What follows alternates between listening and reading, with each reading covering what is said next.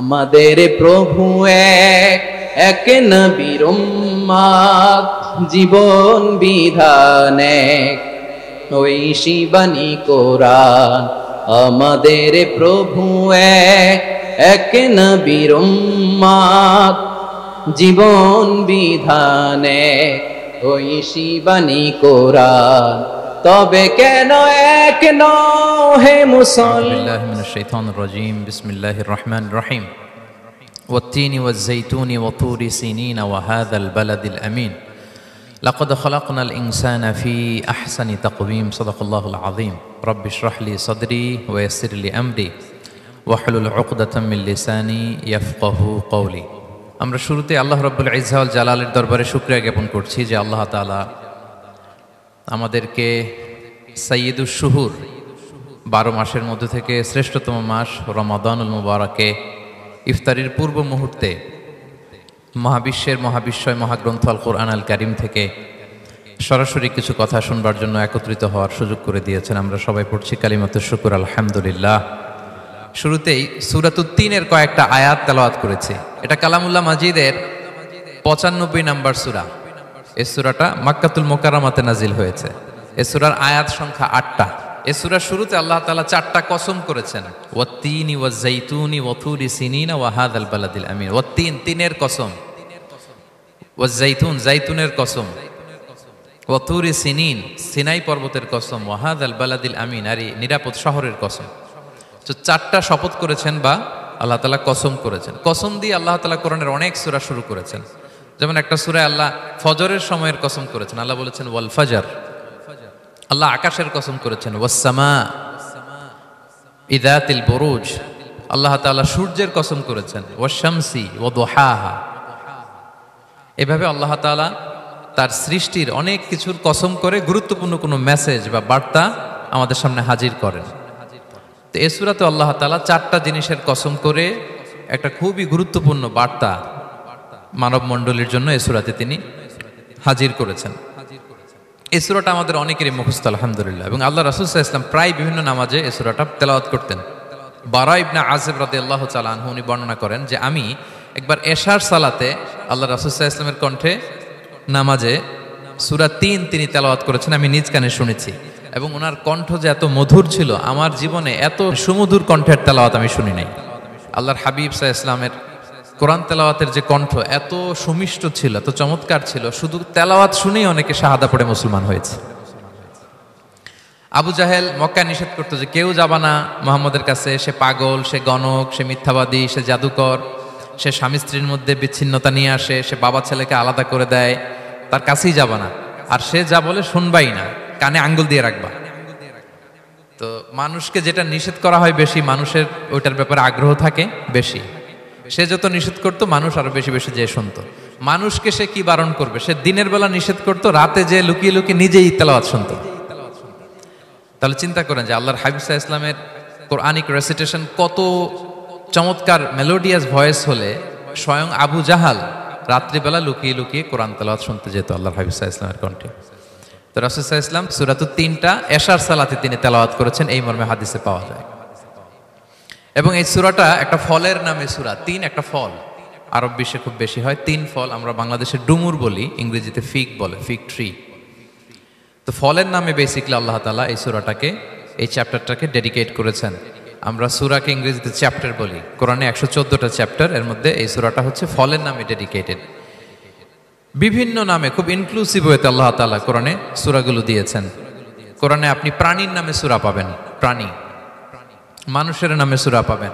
মানুষের মধ্যে 3 ভাগ, মুমিন, তারপর কাফির, এরপর মুনাফিক। প্রত্যেকের নামে সূরা। সূরাতুল মুমিনুন আছে, সূরাতুল কাফিরুন আছে, আবার সূরাতুল মুনাফিকুন আছে। আমাদের দৃশ্য জগতের সবচেয়ে বড় প্রাণীটা হচ্ছে হাতি, তাই না? এই হাতির নামে একটা সূরা আছে। বলেন তো এই সূরার নাম কি? সূরা ফিল। তারপর আমরা যে দেখি আমাদের দৃশ্য জগতের সবচেয়ে ছোট প্রাণী হচ্ছে পিঁপড়া। পিঁপড়ার নামে একটা সূরা আছে, সূরা আন-নামল। আন-নামল মানে পিঁপড়ার সূরা। মাকড়সার নামে সূরা আছে, সূরাতুল আনকাবুত। তারপর গোষ্ঠীর নামে সূরা আছে, সূরাতুল আলে ইমরান। বংশের নামে সূরা আছে, সূরাতুল কুরাইশ, কুরাইশ বংশের নামে সূরা। এইভাবে খুব ইনক্লুসিভ ওয়েতে এমন কিছু নাই যে আল্লাহ তাআলা উল্লেখ করেন নাই। মা ফাররাতনা ফিল কিতাবি মিন শাই, উল্লেখ করে নাই কোরআনে এমন কিছু নাই, সব কিছু আল্লাহ তাআলা উল্লেখ করেছেন। তো এই সূরাটা হচ্ছে একটা ফলের নামে, ফলটার নাম হচ্ছে তিন ফল। আল্লাহ তাআলা বলছেন ওয়াত-তিন, তিনের শপথ। আমি একবার সরল বঙ্গানুবাদ করি, এরপর আমি তাফসিরে ঢুকি।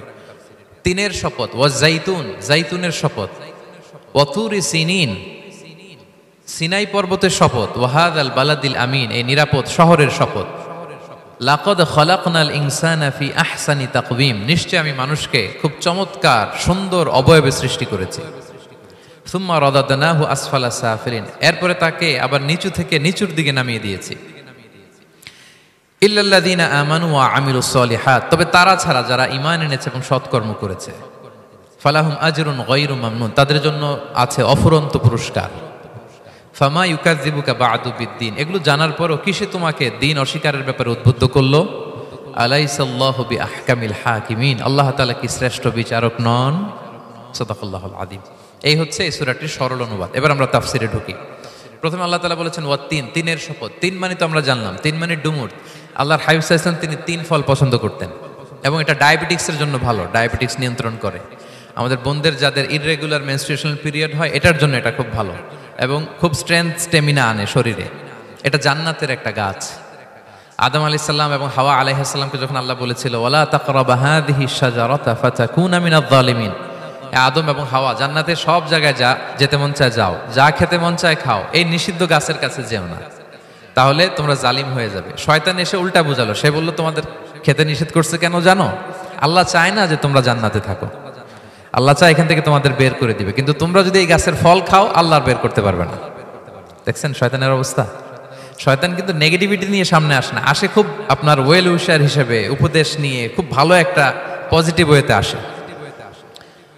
তো ওনারা খেয়ে ফেললেন এই নিষিদ্ধ গাছের ফল। খাওয়ার ফলে আদম আলাইহিস সালাম, হাওয়া আলাইহিস সালাম, ওনাদের গা থেকে জান্নাতের পোশাকগুলো ঝরে পড়ে গেল। এখন কি দিয়ে ওনারা ওনাদের প্রাইভেটকে ঢাকবেন? তখন ওনারা তাফসির ফি জিলালিল কোরআনে এসেছে যে ওনারা এই তিন গাছের পাতা নিয়ে নিজেদের প্রাইভেট ঢেকেছিলেন। সুবহানাল্লাহ। সেই তিন ফলের কসম আল্লাহ করলেন, ওয়াত-তিন, তিনের শপথ। এরপর আল্লাহ তাআলা বললেন ওয়াজ-জাইতুন, জাইতুনের শপথ। জাইতুন মানে হচ্ছে জলপাই। তো আল্লাহ তাআলা বললেন ওয়াজ-জাইতুন, জাইতুনের শপথ। জাইতুন মানে হচ্ছে জলপাই, ইংরেজিতে আমরা যেটাকে অলিভস বলি।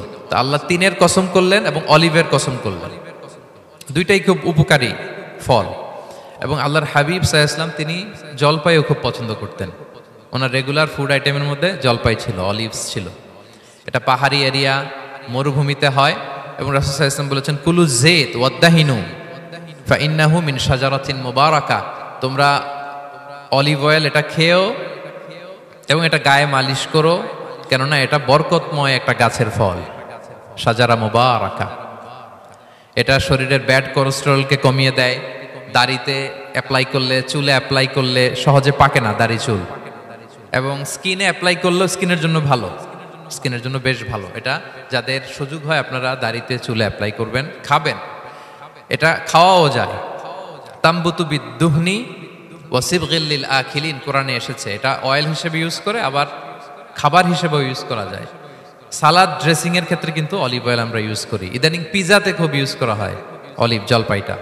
তো এটা আপনারা খেতে পারেন, এটা খুবই সুস্বাদু। এবং জলপাই গাছের মানে জাইতুন গাছের ডালের মেসওয়াক খুব ভালো হয়। আল্লাহর হাবিব সাল্লাল্লাহু আলাইহি ওয়াসাল্লাম জাইতুনের ডাল দিয়ে মেসওয়াক করতেন। তিনি বলতেন নি'মাস সিওয়াকিয়া জাইতুন, সবচেয়ে শ্রেষ্ঠ মেসওয়াক হচ্ছে জাইতুনের, মিনাশ শাজারাতিল মুবারাকা, কারণ এটা বরকতময় গাছের ডালা। এবং ফাইন্নাহু সিওয়াকি ওয়া সিওয়াকুল আম্বিয়া মিন ক্বাবলি, এই জাইতুনের ডাল দিয়ে আমিও যেমনি মেসওয়াক করি, আমার আগে যত নবী পৃথিবীতে এসেছে সবাই জাইতুনের ডাল দিয়ে মেসওয়াক করত। আল্লাহ বলেন ওয়াত-তিনি ওয়াজ-জাইতুন, তিনের শপথ আর জাইতুনের শপথ। এরপর আল্লাহ তাআলা বললেন ওয়াতুরি সিনিন, সিনাই পর্বতের শপথ। প্রথমে দুইটা ফলের শপথ করলেন, এবার একটা পাহাড়ের শপথ করতেছেন। আপনারা কি তুর পাহাড়ের নাম শুনেছেন? হ্যাঁ শুনেছেন। এই সিনাই পর্বত দ্বারা তুর পাহাড় উদ্দেশ্য। এটা মিশরের একটা পাহাড়, অনেক উঁচু, 2285 মিটার উঁচু।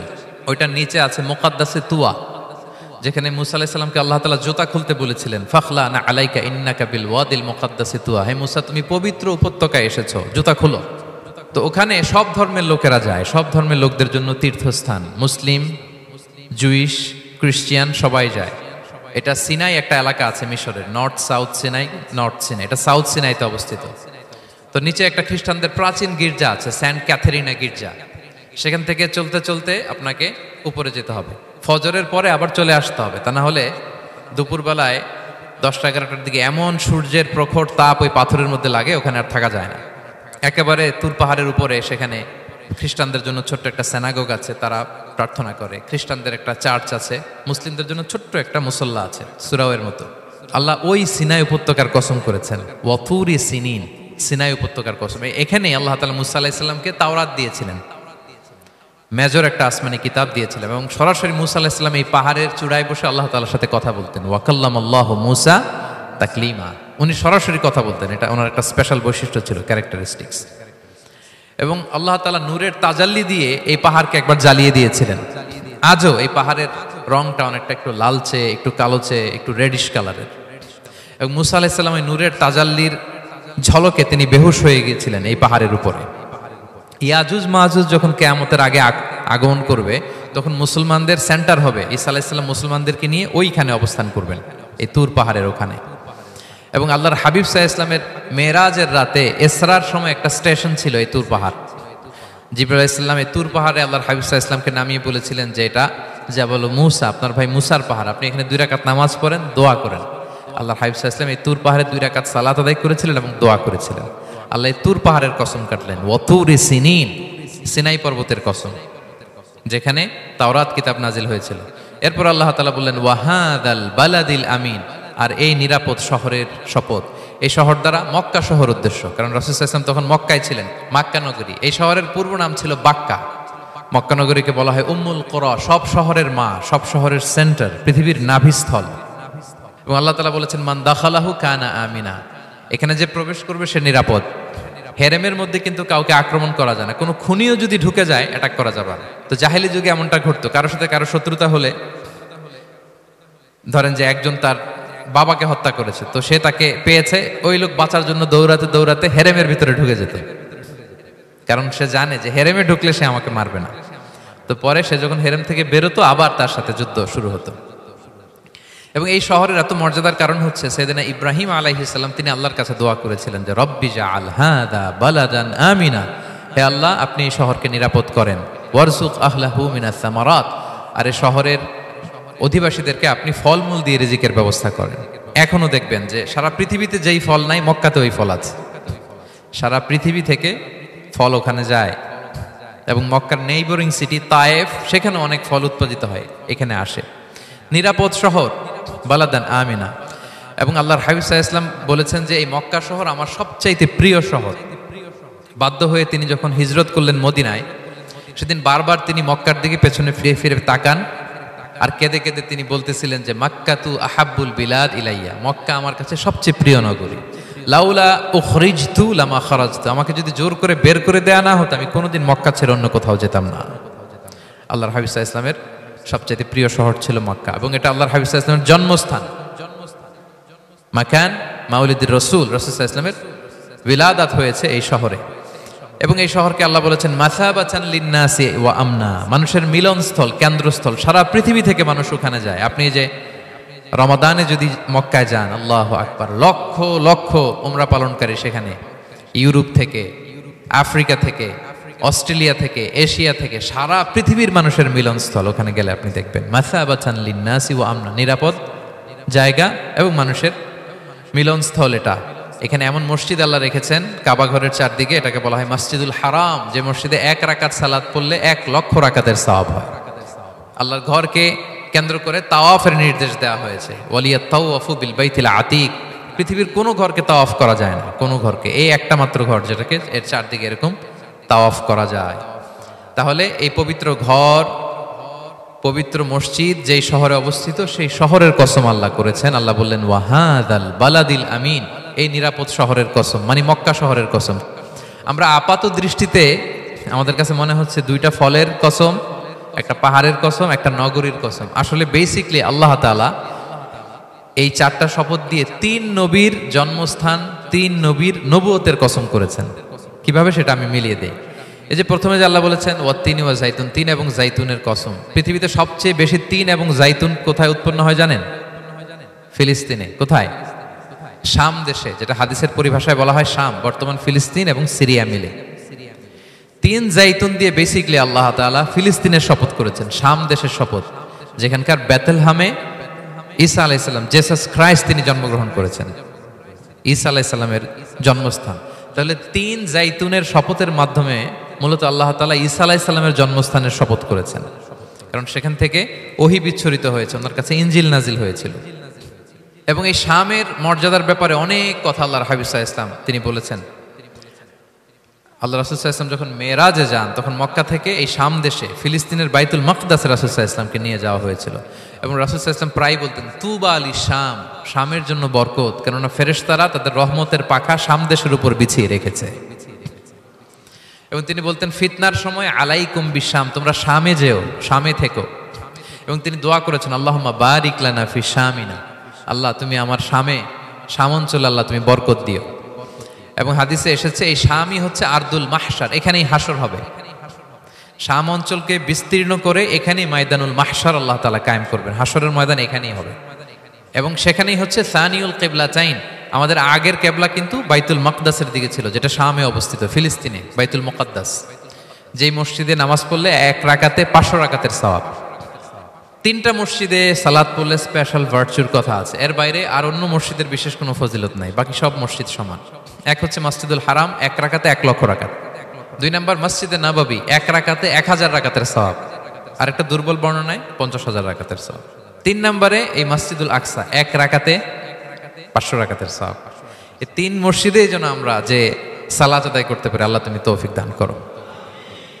2 মসজিদে তো একেবারেই সহজ যাওয়া, মক্কা মদিনাতে। বাইতুল মাকদাসের জন্য আমরা যেতে পারি, আল্লাহ তুমি সেই পরিস্থিতি আমাদের জন্য তৈরি করে দাও। তো এই বাইতুল মাকদাসের দিকে রাসূল সাল্লাল্লাহু আলাইহি ওয়াসাল্লাম টানা 14 বছর নামাজ পড়েছেন। 14 বছর, প্রথম 13 বছর কোনো সমস্যা হয়নি মক্কায়, কারণ তখন কেবলা বাইতুল মুকাদ্দাস থাকলেও রাসূল সাল্লাল্লাহু আলাইহি ওয়াসাল্লাম সামনে রাখতেন কাবাকে, কেবলা বাইতুল মুকাদ্দাস, কিন্তু তিনি তো মক্কায় ছিলেন নবুয়তের প্রথম 13 বছর, সামনে কাবাকে রাখতেন, তারপরে টু দ্য ডাইরেকশন অফ বাইতুল মুকাদ্দাস। কিন্তু যখন মদিনায় গেলেন তখন তো আর কাবা নাই, তখন রাসূল সাল্লাল্লাহু আলাইহি ওয়াসাল্লাম কাবাকে মিস করতে আরম্ভ করলেন। আর প্রায় আল্লাহর কাছে কামনা করতেন, আমার বংশের গোড়া ইব্রাহিম আলাইহিস সালামের রুট যেখানে, আমার জন্মস্থান, সেই কাবার দিকে যদি আবার কেবলাটা ফিরিয়ে দেয়া হতো। কদ নারা তাকাল্লুবা ওয়াজহিকা ফিস সামা ফালানুওয়াল্লিয়ান্নাকা কিবলাতান তারদাহা। আল্লাহ আয়াত নাযিল করলেন, নবী আপনি আকাশের দিকে তাকিয়ে কি ভাবেন আমি বুঝি, আপনি চান কেবলা যেন আমি মক্কার দিকে ঘুরিয়ে দেই। আল্লাহ তাআলা ঘুরিয়ে দিলেন। আল্লাহ বলেন, ফাওয়াল্লি ওয়াজহাকা শাতরাল মসজিদিল হারাম, এখন থেকে মসজিদুল হারামের দিকে আপনি টু দ্য ডাইরেকশন অফ কেবলা নামাজ পড়বেন। কেবলা চেঞ্জ হয়ে গেল।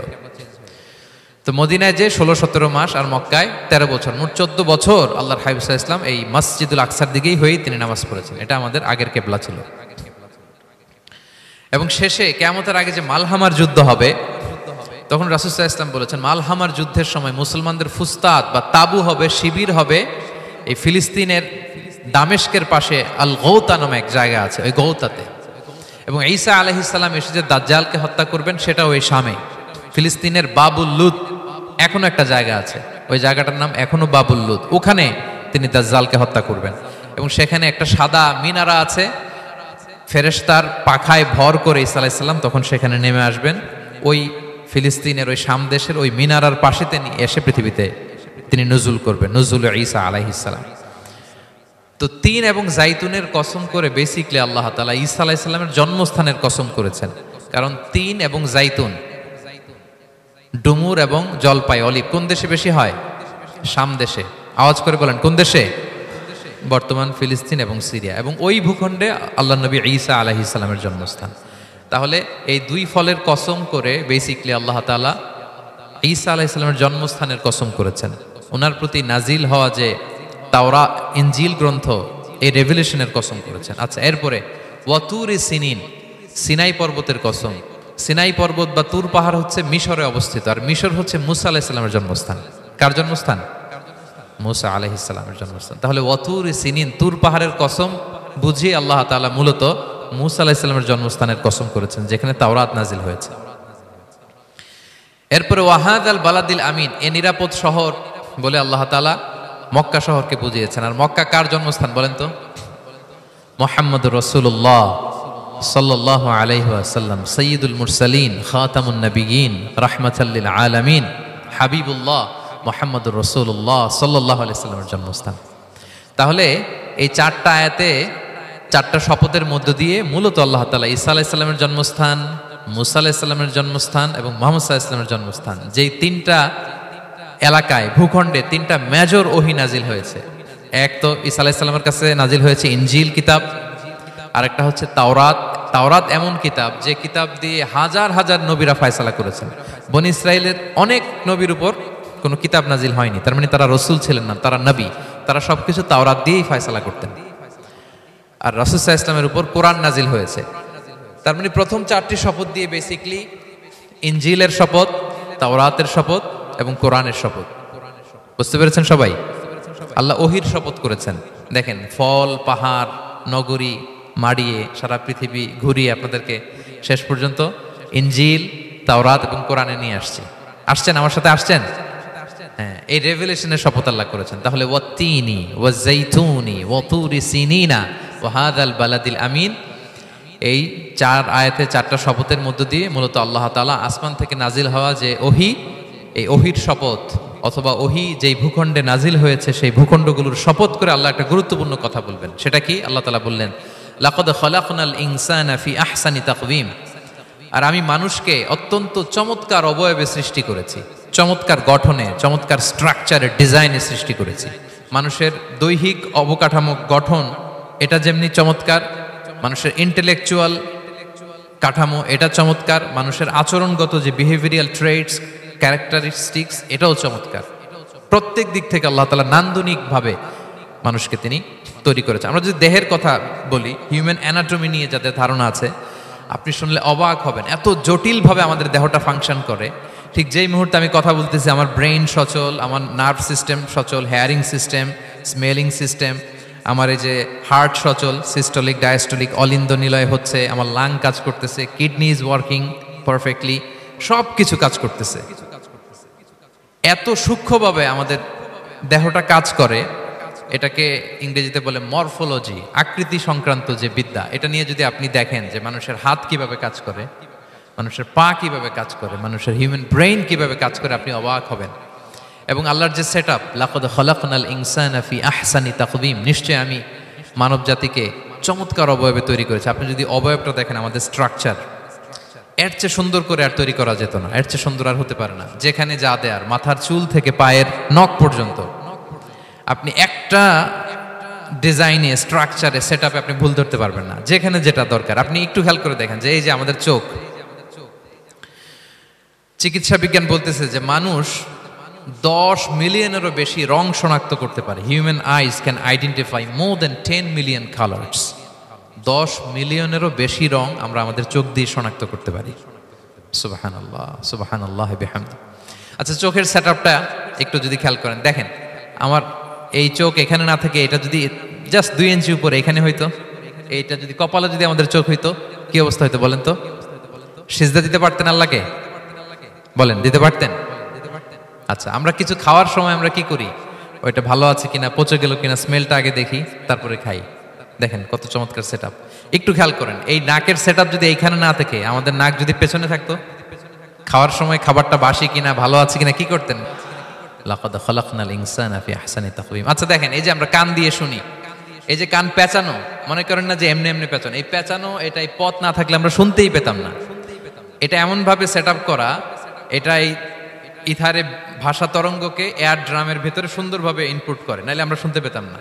আপনার এই কান কেটে ফেলে দিলে আপনি শুনতে পারবেন না। এটা এইভাবেই যেতে হবে, সুরঙ্গটা এইভাবে তৈরি হইতে হবে। আচ্ছা দেখেন, আপনার কান, এই কান যদি এইখানে না থেকে আপনার ডান বগলের নিচে হইতো, বাম কান যদি বাম বগলের নিচে হইতো, তাহলে কি হইতো বলেন? আজকে আমার ওয়াজ কিভাবে শুনতেন বলেন দেখি? কিভাবে শুনতেন? বুদ্ধি আছে বলে যে হুজুর এইভাবে শুনতাম। সুবহানাল্লাহ, সুবহানাল্লাহ। লাকাদ খালাকনাল ইনসানা ফি আহসানি তাকওয়িম, আমি মানুষকে সবচেয়ে সুন্দর সর্বোত্তম গঠনে তৈরি করেছি।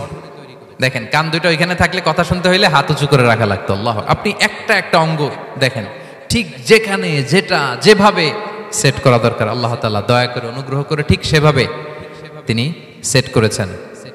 আমাদের চেহারার মধ্যে দেখেন এক একজনের এক এক রং। ওয়াখতিলাফু আলসিনাতিকুম ওয়া আলওয়ানিকুম, ইন্না ফি যালিকা লাআয়াতুন লিল আলিমিন। আল্লাহ বলেন তোমাদের ভাষার ভিন্নতা দিয়েছি, তোমাদের গায়ের রঙের ভিন্নতা, একজনের চেহারার সাথে আরেকজনের মিল নাই, একজনের ফিঙ্গারপ্রিন্টের সাথে। আয়াহসাবুল ইনসানু আল্লান নাজমাআ ইযামা বালা কাদিরিনা আলা আন নুসাউইয়া বানানা।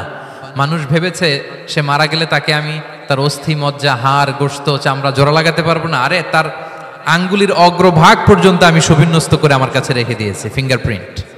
আমাদের ফিঙ্গারপ্রিন্টগুলো আল্লাহর কাছে সংরক্ষিত, একজনের ফিঙ্গারপ্রিন্টের সাথে আরেকজনেরটা মেলে না। এই যে আমার 10 আঙ্গুলে 10টা ফিঙ্গারপ্রিন্ট, পায়েরগুলো হচ্ছে ফুটপ্রিন্ট, একটার সাথে আরেকটা মিলে। আমার এটার সাথে এটা মিলবে বলেন? আমার সাথে আপনারটা মিলবে? বর্তমানে পৃথিবীতে কত কোটি মানুষের বসবাস বলেন? এই যত মানুষ পৃথিবীতে আছে একজনের আঙ্গুলের ছাপের সাথে, এই যে বায়োমেট্রিক্যাল অথেন্টিকেশন যে আমরা করি, একজনের ফিঙ্গারপ্রিন্টের সাথে আরেকজনের ফিঙ্গারপ্রিন্টের মিল নাই। একজনের ফুটপ্রিন্টের সাথে ফুটপ্রিন্ট, ইভেন একজনের আই প্রিন্টের সাথে। আমাকে একজন ওনার হসপিটালে নিয়ে গেল ঢাকায়, তো উনি ওনার দরজা খুলতেছে আই প্রিন্ট দিয়ে, মানে উনি না গেলে খুলে না। উনি আর ওনার খুব কাছের স্টাফ, এটা গুরুত্বপূর্ণ একটা অফিস, তো উনি চোখ দিল, আই প্রিন্ট নিল, এরপরে দরজা খুলে যাচ্ছে। দেখেন, একজনের আই প্রিন্টের সাথে আরেকটা আই প্রিন্ট মেলে না। সুবহানাল্লাহ। প্রিয় ভাইরা, একজনের ফিঙ্গারপ্রিন্টের সাথে আরেকজনের ফিঙ্গারপ্রিন্টের কোনো মিল আছে পৃথিবীতে? ফুটপ্রিন্টের সাথে, আই প্রিন্টের সাথে? কারণ ডিজাইনারটা কে বলেন তো? হুয়াল্লাযী ইউসাউবিরুকুম ফিল আরহামি কাইফা ইয়াশা। মায়ের পেটে থাকতেই আল্লাহ তাআলা এগুলো ডিজাইন করে দিয়েছেন। আমি কেমন হব, আমার বৈশিষ্ট্য কেমন কেমন হবে, এই যে আমি যে আমার বাবা দাদা 14 পুরুষের ডিএনএ বয়ে বেড়াই, এগুলো সব নিয়ে আমার বৈশিষ্ট্য, আমার কণ্ঠস্বর, আমার ক্যারেক্টারিস্টিক্স, আমার ফিচার কেমন হবে, সব তিনি আল্লাহ তাআলা মায়ের পেটে থাকতেই ডিজাইন করে দিয়েছেন। সুবহানাল্লাহ।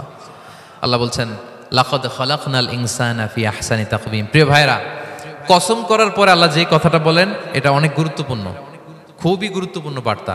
আল্লাহ চারটা কসম করে তিনটা নবীর জন্মস্থানের শপথ করে তিনি বললেন লাকাদ খালাকনাল ইনসানা ফি আহসানি তাকওয়িম। নিশ্চয় আমি অত্যন্ত চমৎকার আকৃতিতে মানুষকে তৈরি করেছি। মানুষের গঠন এরকম, মাথা থেকে পা পর্যন্ত। আমি তো দু একটার কথা বললাম, চোখ, নাক, কান। আপনি একটা একটা করে যদি ধরেন, আমাদের হেয়ারিং সিস্টেম কিভাবে কাজ করে, হেয়ারিং নার্ভ কিভাবে কাজ করে, আমাদের সেন্সেশন কিভাবে কাজ করে, আমাদের ব্রেন কিভাবে কাজ করে। আমাদের এক একজনের ব্রেন 1.5 কেজি ওজন, 3 পাউন্ডের মতো একটা সুস্থ মানুষের অ্যাভারেজ ব্রেনের ওজন। এই ব্রেনের মেমোরি হচ্ছে 2.5 মিলিয়ন গিগাবাইট। আপনার মোবাইলে স্পেস কত বলেন, মেমোরি কত? হ্যাঁ, 512 জিবি। আর আমার আর আপনার ব্রেইনের যে মেমোরি, এই মেমোরি হচ্ছে 2.5 মিলিয়ন গিগাবাইটস। আল্লাহ, এই যে প্রতি মুহূর্তে আমাদের নিউরন কানেক্টিভিটি হচ্ছে, ব্রেনের স্নায়ুগুলোর যত কানেক্টিভিটি হয়, যত আমরা চিন্তা করে ব্রেনকে খাটাই, নতুন নতুন জিনিস আমরা তৈরি করতে পারি। এবং এমনভাবে আল্লাহ তাআলা সফিস্টিকেটেড ব্রেইন আল্লাহ মানুষকে দিয়েছে, মানুষ পারে না এমন কিছু নাই। মানুষ যা কল্পনা করতে পারে মানুষ তা করে দেখাতে পারে। এজন্য আমাদের কল্পনার জানালাটাকে বড় করতে হবে। আই রিপিট, মানুষ যা কল্পনা করতে পারে, ইমাজিন করতে পারে, সেটা মানুষ করে দেখাতে পারে। ওই ক্যাপাসিটি দিয়ে আল্লাহ তাআলা মানুষকে তৈরি করেছেন। সুবহানাল্লাহ, সুবহানাল্লাহ। লাকাদ খালাকনাল ইনসানা ফি আহসানি তাকওয়িম। এই ব্রেনকে খাটিয়ে মানুষের কত ইনভেনশন, কত ডিসকভারি, মানুষ সভ্যতার পর সভ্যতা বিনির্মাণ করেছে। চোখ ধাঁধানো মানুষের আবিষ্কার, তাক লাগিয়ে দিয়েছে গোটা বিশ্বে একটার পর একটা করে। আল্লাহ এমন ভাবে মানুষকে তিনি তৈরি করেছেন। লাকাদ খালাকনাল ইনসানা ফি আহসানি তাকওয়িম। চমৎকার অবয়বে, তার দৈহিক অবয়ব যেমনি সুন্দর, তার বুদ্ধিগত, তার চিন্তাগত, তার ইন্টেলেক্ট, এটাও তেমন সুন্দর, এটাও তেমন চমৎকার। পৃথিবীর কোনো প্রাণীকে আল্লাহ তাআলা এরকম হিউম্যান ব্রেনের মতো এরকম সফিস্টিকেটেড ব্রেন দিয়ে, ইন্টেলেক্ট দিয়ে তৈরি করেনি। এজন্য সব প্রাণী থেকে মানুষ আলাদা।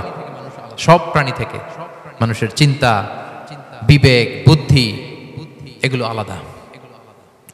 তাহলে দেখেন, মানুষের শ্রেষ্ঠত্ব মূলত এগুলোর দ্বারা। মানুষ যদি তার চিন্তা, বিবেক, বুদ্ধি খাটায়, সে শ্রেষ্ঠ হয়ে যায়। আমি একটা কথা প্রায় বলি যে মানুষ যদি ভালো হয় সে ফেরেশতার চেয়েও ভালো, আর মানুষ যদি খারাপ হয় সে পশুর চেয়েও নিকৃষ্ট। আল্লাহ বলেন উলাইকা কাল আনআমি বাল হুম আদাল লাহুম কুলুবুল লা ইয়াফকাহুনা বিহা ওয়া লাহুম আ'য়ুনুল লা ইউবসিরুনা বিহা ওয়া লাহুম আযানুল লা ইয়াসমাউনা বিহা উলাইকা কাল আনআমি বাল হুম আদাল। তাদের হৃদয় আছে, ওটা দিয়ে অনুধাবন করে না সত্যকে। চোখ আছে, ওটা দিয়ে সে সত্যটা দেখে না। কান আছে, হকের কথা শোনে না।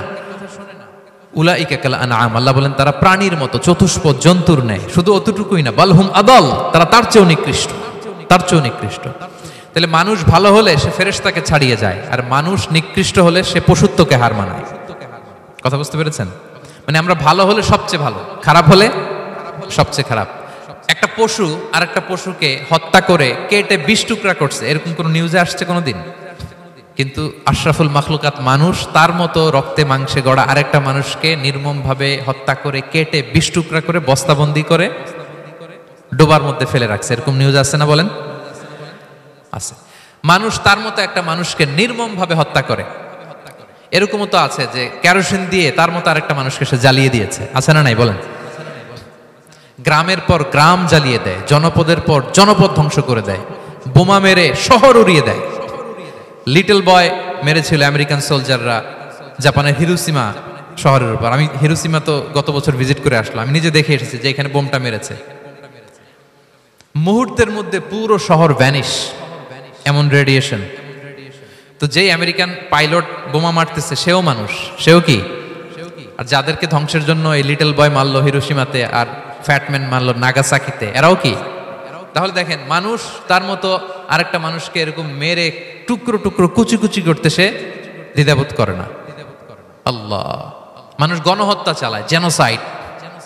এই যে আমাদের বাংলাদেশে তো কিছুদিন আগে হলো গণহত্যা, হেলিকপ্টার থেকে গুলি করে বাচ্চা মেরে ফেলতেছে। কার বাচ্চা? কার কলিজার টুকরা সন্তান? Don't care.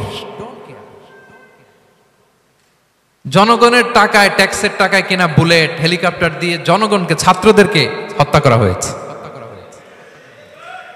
দেখেন, সেও মানুষ। যারা হত্যা করতেছে, গণহত্যা, জেনোসাইড চালিয়েছে, তারাও মানুষ। তাহলে মানুষ যদি খারাপ হয়, মানুষের চেয়ে খারাপ আর কেউ হয়? আর মানুষ ভালো হলে মানুষের চেয়ে ভালো কেউ হতে পারে?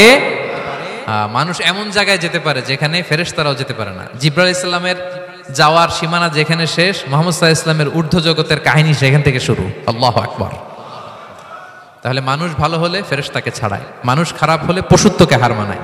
So the decision is yours. রাস্তা দুইটা, আপনি কোন দিকে যাবেন? আপনি কি ডান দিকে জান্নাতের পথে যাবেন নাকি বাঁ দিকে জাহান্নামের পথে যাবেন? সিদ্ধান্ত আপনার। আল্লাহ তাআলা বললেন, লাকাদ খালাকনাল ইনসানা ফি আহসানি তাকওয়িম। আমি মানুষকে চমৎকার আকৃতিতে তৈরি করেছি। হাতের মেকানিজম কি, পায়ের মেকানিজম কি, আমার চেয়ে আপনারাও ভালো জানেন। এগুলো ঘন্টার পর ঘন্টা আপনি বলতে পারবেন যে কেমন ভাবে আল্লাহ তাআলা তৈরি করেছেন। আল্লাহ বলেন, মানুষকে আমি অত্যন্ত চমৎকার আকৃতি দিয়ে তৈরি করেছি।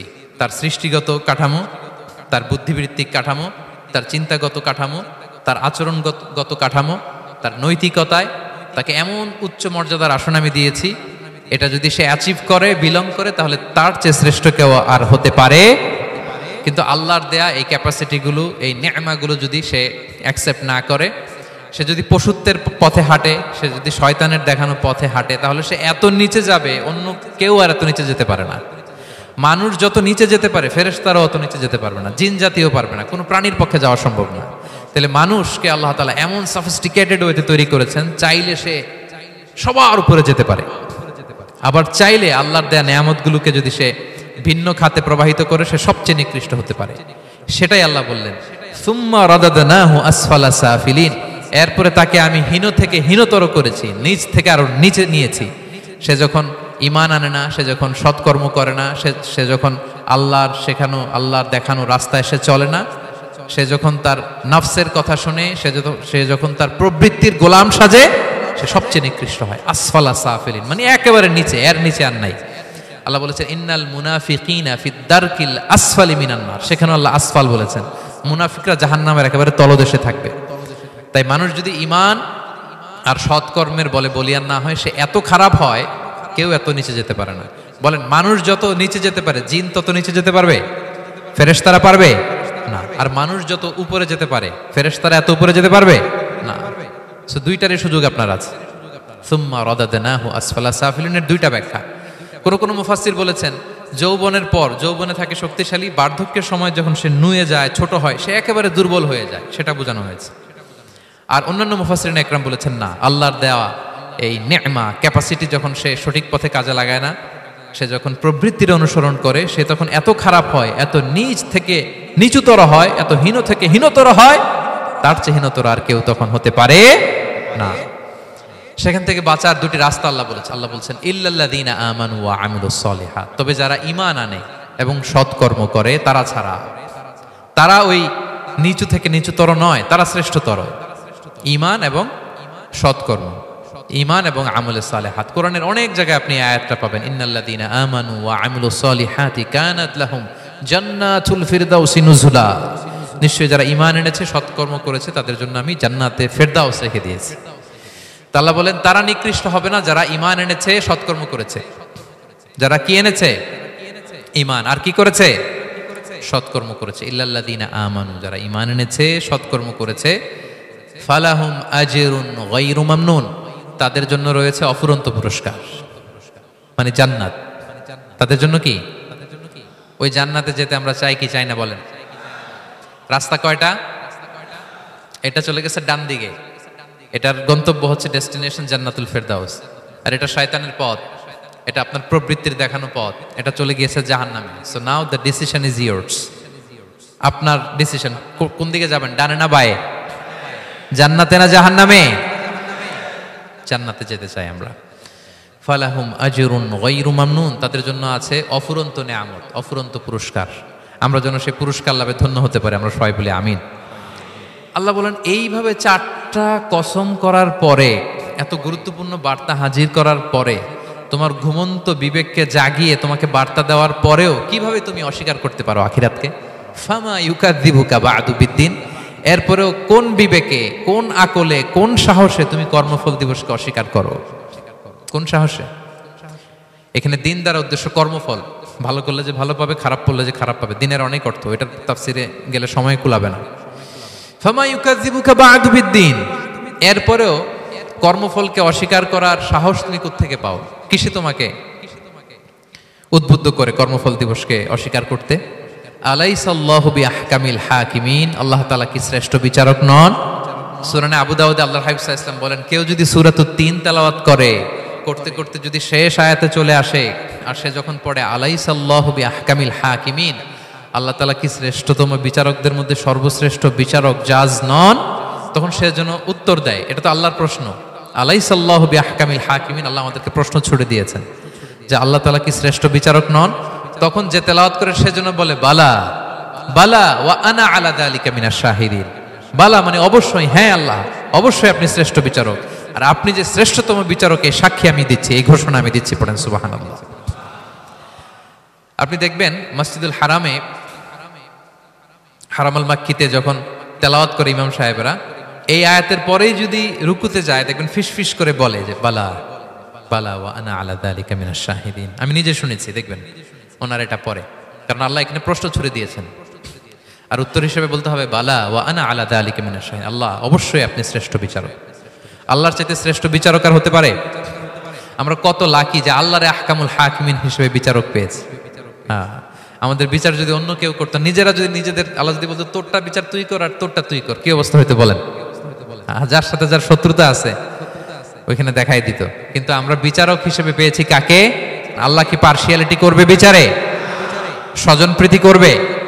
কারো উপর জুলুম করবে? কাউকে ঠকাবে? আল্লাহ বলেন ওয়ামা আনা বিযাল্লামিল লিল আবিদ, আমি কখনো আমার বান্দার উপর জুলুম করি না, জুলুম করি না। ওয়া নাদাউল মাওয়াজিনাল কিসতা লিয়াউমিল কিয়ামা, কিয়ামতের দিন আমি মিজান নামে এমন এক ন্যায় বিচারের মানদণ্ড স্থাপন করব, ফালা তুযলামু নাফসুন শাইআ, এক বিন্দু পরিমাণ কেউ মাজলুম হবে না,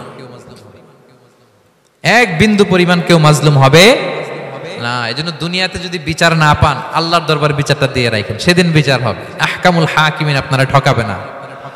দুনিয়াতে বিচার পান নাই, মাজলুম হয়েছেন, মানুষ ভুল বুঝছে, কেউ আপনার ঠিক মতো বুঝে নাই, আপনার কথাটা কাকে বলবেন?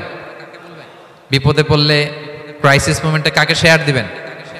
না ফেসবুকে শেয়ার দিবেন? আমরা তো ফেসবুকে শেয়ার দিয়ে দিই এখন। ফেসবুকে শেয়ার দেওয়ার আগে, বন্ধুকে শেয়ার দেওয়ার আগে, স্ত্রীর কাছে শেয়ার করার আগে আমার সমস্যার কথা আগে শেয়ার করব কাকে? কারণ আলাইসাল্লাহু বি আহকামিল হাকিমিন, আল্লাহ বলছেন আমি কি শ্রেষ্ঠ বিচারক নই? বালা বালা ইয়া রব ওয়া আনা আলা যালিকা মিনাশ শাহিদিন, অবশ্যই আল্লাহ আপনি শ্রেষ্ঠ বিচারক। ক্লিয়ার হয়েছে না সবার কাছে? শপথ কয়টা ছিল? 4টা। মূলত নবুয়তের শপথ, তাই না? নবুয়ত আমাদের জন্য সবচাইতে বড় নেয়ামত। কারণ নবীরা যদি আমাদেরকে এই তথ্যগুলো না দিতেন, আমরা জান্নাত জাহান্নাম চিনতাম? ভাইরা বলেন তো, আখেরাত চিনতাম? এই যে আখেরাত হবে, পুলসিরাত হবে, day of judgment, day of accountability, আল্লাহর সুপ্রিম কোর্টের কাঠ গড়ায় পাই টু পাই হিসাব দিতে হবে। নবীরা না এসে বললে আমরা এত বুঝতাম না। নবীরা জান্নাত জাহান্নাম চিনিয়েছে, আল্লাহর বিশদ পরিচয় আমাদের সামনে তুলে ধরেছে, আখিরাতের পরিচয়, লাইফ আফটার ডেথ কিরকম হবে সবকিছু আমাদের কাছে তুলে ধরেছে। সো নবুয়ত আল্লাহ তাআলার পক্ষ থেকে অনেক বড় নেয়ামত। 2 নম্বর নেয়ামত হচ্ছে আল্লাহ তাআলা আমাদেরকে যে ক্যাপাসিটি দিয়েছে, বুদ্ধিমত্তা, ইন্টেলেক্ট, বিচার বিশ্লেষণ, যেটা দিয়ে আমরা অন্যান্য সব প্রাণী থেকে আলাদা, এটাও আল্লাহর বড় নেয়ামত। এই নেয়ামতের শুকরিয়া যেন আমরা করি। এবং আমি যেটা বলেছি, মানুষ যেটা কল্পনা করতে পারে সেটা সে করেও দেখাতে পারে। সো আল্লাহ তাআলা যাকে যেই কোয়ালিটি দিয়েছে, ক্যাপাসিটি দিয়েছে, আমরা যেন এই নেয়ামতের শুকরিয়া করি। নেয়ামতের শুকরিয়া করলে এই নেয়ামত দেওয়ার ধারাবাহিকতা এটা বাড়িয়ে দেয় কে? লা ইন শাকারতুম লা আযীদান্নাকুম ওয়া লা ইন কাফারতুম ইন্না আযাবি লাশাদীদ। শুকরিয়া করলে নেয়ামত আরো বাড়িয়ে দেব। তাহলে প্রথম নেয়ামত ছিল নবুওয়াত, প্রফেটহুড, প্রফেসি। এটা অনেক বড় নেয়ামত। এই রেভেলেশন এসে আমাদেরকে এনলাইটেন করেছে। তা না হলে আমাদের গডকে, গডের ফিচার কি, আখেরাত কি, জান্নাত কি, জাহান্নাম কি, the concept of punishment, concept of আখেরা, কিছুই আমরা ভালোভাবে বুঝতাম না। এটার শপথ আল্লাহ করেছেন। আল্লাহ আমাদেরকে নেয়ামত দিয়েছেন, ক্যাপাসিটি দিয়েছেন, সক্ষমতা দিয়েছেন, সবচাইতে সফিস্টিকেটেড ব্রেন দিয়ে তৈরি করেছেন। এটা একটা বড় নেয়ামত। এবং রাস্তা দেখিয়ে দিয়েছেন, হয় ডানে নয় বায়ে। এবং তিনি আশ্বাস দিয়েছেন যে তোমাদেরকে সঠিক ফায়সালার মাধ্যমে বিচার করা হবে সেদিন। তাই আমাদের বিপদে আপদে সব সময় আমরা যেন ফরিয়াদ করি এক মহান সত্তার কাছে। বলুন তো আওয়াজ করে, তিনি কে? আল্লাহর কাছে যেন আমরা ফরিয়াদ করি। আল্লাহ তাআলা আমাদের সবাইকে কথাগুলো বুঝা আর আমল করার তৌফিক দান করুক। হাযা মা ইনদি ওয়াল ইলমু ইনদাল্লাহি আলাইহি তাওয়াক্কালতু ওয়া ইলাইহি উনীব। সুবহানাকাল্লাহুম্মা ওয়া বিহামদিকা আশহাদু আল্লা ইলাহা ইল্লা আনতা আস্তাগফিরুকা ওয়া আতুবু ইলাইক।